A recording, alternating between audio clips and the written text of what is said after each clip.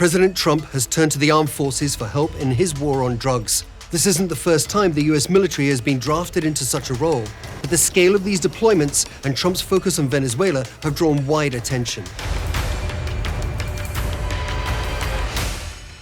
The US has said it's targeting Venezuela as a major exporter of cocaine and over the Tender Aragua criminal group, which it says backs the current government. The Pentagon has sent the biggest US task force to the region in years. The military buildup is considerable and includes 3 missile destroyers, an attack submarine, and the Iwo Jima Amphibious Ready Group, or ARG, made up of a helicopter carrier and 2 landing dock vessels manned by 4,500 sailors and Marines from the 22nd Marine Expeditionary Unit. The fleet's been reinforced by the missile cruiser USS Lake Erie, along with a Special Forces command ship.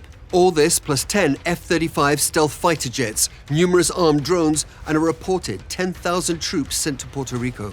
B-52 bombers have been patrolling near Venezuelan airspace, and the White House has also authorized the CIA to conduct covert operations inside Venezuela.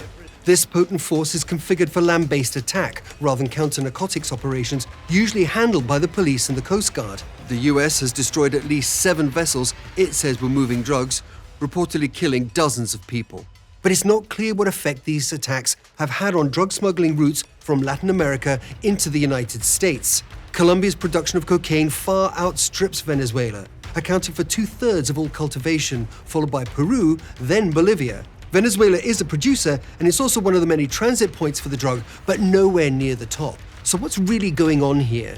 In his first term, Trump tried to oust Venezuelan President Nicolas Maduro. Now, in his second term, President Trump looks like he wants to finish the job he started.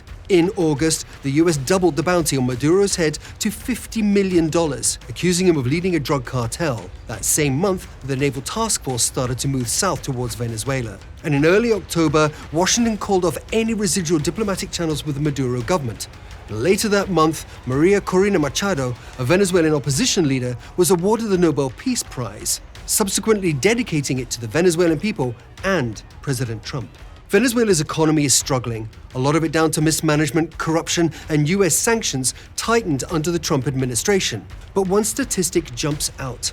Venezuela has by far the highest proven reserves of crude oil in the world, at over 300 billion barrels, more than Saudi Arabia, more than Iran or Iraq. The US military assets currently in the region aren't nearly enough to force Maduro from office. But it now appears the stage is steadily being set for potential military action as the United States applies its power and economic might against the government in Venezuela.